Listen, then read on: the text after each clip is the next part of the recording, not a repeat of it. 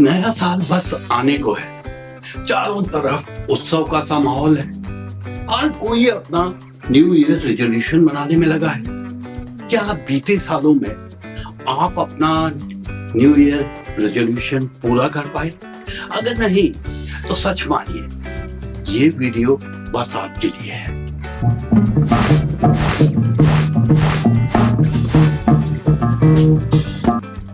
दिसंबर का आखिरी सप्ताह चल रहा है। बस नए साल के लिए काउंटडाउन शुरू हो चुका है। क्रिसमस बीत गया, चारों तरफ उत्सव का सा माहौल है। हर कोई नए साल की तैयारियों में लगा हुआ है। ऐसे में आजकल जो विरोध करने का फैशन सा हो चला है, उसमें हो सकता है आप भी ये कह दें कि ये पश्चिमी सभ्यता की देन है। ये हमारा नया साल नहीं है। हमारा नया साल तो चैत में होता है। अगर आप ऐसा कहते हैं तो आप गलत भी नहीं हैं। सच मानिए, अगर हम अपने कैलेंडर की बात करें तो हमारा नया साल सचमुच चैत्र में ही आरंभ होता है। अब विरोध करने की बात अलग रही। आप में से कितने लोग जानते हैं कि 2025 के चैत्र में जो साल शुरू होगा वो कौन सा संवत या साल होगा? चकरा गए। अब शक संवत या फिर शालिवाहन शक संवत की बात करें तो वो 78 साल पीछे है। जो ग्रेगोरियन कैलेंडर है उससे 78 साल पीछे है। तो 2025 में जो नया साल शुरू होगा वो 1946 होगा, 1946 शुरू होगा। और अगर विक्रम संवत की बात करें तो वो 57 साल आगे। तो चैत 2025 में जो साल शुरू होगा वो 2082 होगा। अब ये तो रही साल की बात, परंतु साल भर में समय का लेखा जोखा रखने के लिए हमें महीनों का भी ज्ञान होना चाहिए। आप में से कितने लोग सच में हमारे हिंदी महीनों के बारे में जानते हैं? या कितनों को जनवरी फरवरी मार्च की तरह ये हिंदी के महीने भी याद है आपको? चैत बैशाख, जेठ अषाढ़, श्रावण भादौ, अश्विन कार्तिक, मार्गशीर्ष, पौष माघ और फागुन। कितने लोगों को ये सब याद था? अब विरोध की बात अलग रही। अपने रोजमर्रा के कार्यों के लिए वो हमारी छुट्टी हो सकती है, नौकरी हो सकती है, हमारा इंक्रीमेंट हो सकता है। उन सब के लिए तो हमें ये ग्रेगोरियन या फिर पश्चिमी कैलेंडर ही चाहिए। फिर कई बार हमें विदेश में लोगों के साथ सूचनाओं का आदान प्रदान करना होता है, बातचीत करनी होती है। उसमें भी अगर हम चैत बैसाख की बात करेंगे तो कोई समझ नहीं पाएगा। वहां भी हमें इस मॉडर्न कैलेंडर को या ग्रेगोरियन कैलेंडर को इस्तेमाल करना ही पड़ता है। और वैसे देखा जाए तो इतने सालों से आप हो या मैं 31 दिसंबर को ही जश्न मनाते रहे हैं। इसी दिन हम रात 12 बजे नए साल का स्वागत करते रहे। तो चलिए इस साल भी हम इसी दिन नए साल को मनाते हैं, नए साल का स्वागत करते हैं। इस अवधि में नए साल का स्वागत करने के समय हम में से हर कोई 2 काम जरूर करता है। सबसे पहला, हम पीछे मुड़कर देखते हैं, पुनरावलोकन करते हैं, रिव्यू करते हैं कि बीता हुआ साल कैसा रहा, क्या हुआ क्या नहीं हुआ, कितना लाभ हुआ कितना नुकसान हुआ, नफा नुकसान की बात करते हैं क्या हो पाया क्या नहीं हो पाया, क्या होना था किन्हीं कारणों से वो नहीं हो पाया, क्या नहीं होना था पर हो गया, क्या अच्छा हुआ क्या बुरा हुआ। हम इस सब का लेखा जोखा करने की कोशिश करते हैं और देखते हैं, अंदाज लगाने की कोशिश करते हैं, अनुमान लगाने की कोशिश करते हैं कि बीता हुआ साल कैसा गया,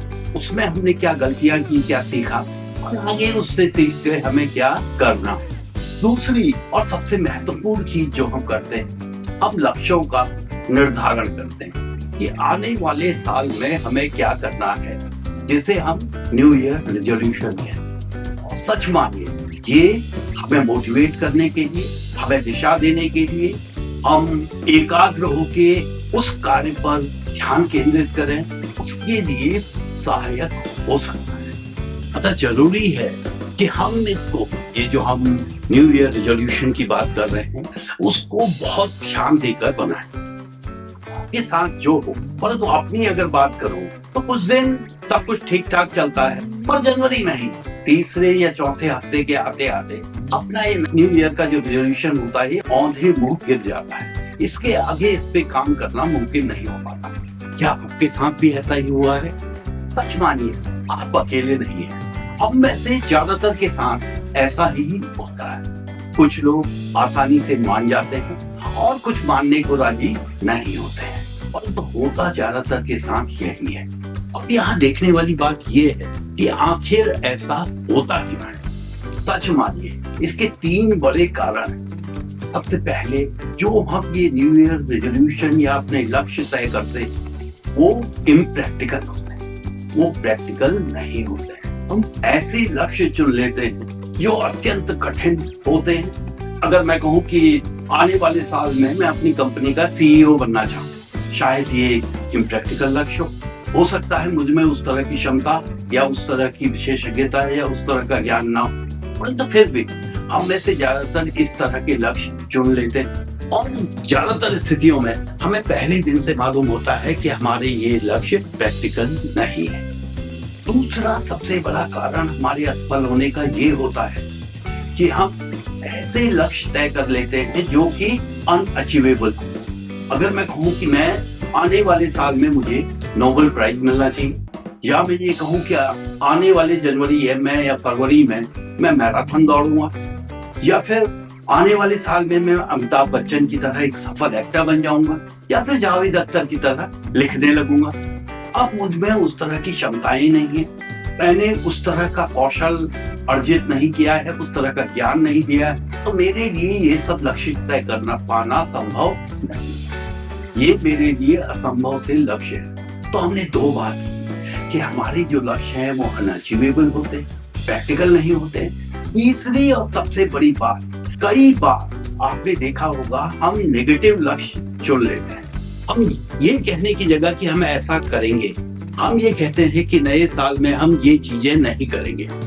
सच मानिए, हमारा जो दिमाग है वो जो नेगेटिव संदेश है उनको ठीक से प्रोसेस नहीं करता है, उस पर कार्रवाई नहीं कर पाता है। आपने बच्चों के साथ देखा ही होगा, जब जब हम उन्हें टोकते हैं, कुछ करने के लिए मना करते हैं, सच मानिए वो वही काम बड़ी शिद्दत से करते हैं। तो हमारा दिमाग नेगेटिव जो मैसेजेस हैं उनको ठीक से प्रोसेस नहीं कर पाता है। तो ये कहने की जगह कि मैं आने वाले साल में ये चीजें नहीं करूंगा, आप ये कहिए कि जो चीजें आपने करनी है उनके बारे में बात करिए, उनको दोहराइए। तो नए साल की तैयारियां तो आपने कर ही ली होंगी।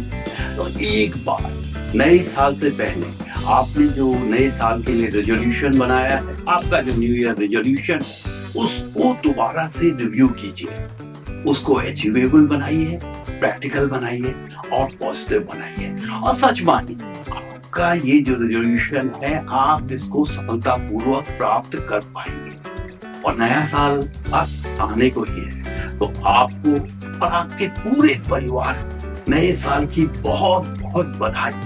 2025 आप सभी के लिए सफलताएं लेके आए, आपके जीवन में उमंग लेके आए, आप अपने लक्ष्यों को प्राप्त कर पाए। इसी के साथ आप बस चैनल को सब्सक्राइब और लाइक अवश्य कर दें। तो नए साल की शुभकामनाओं के साथ आप सभी का हमारे साथ बने रहने के लिए बहुत धन्यवाद। नमस्कार।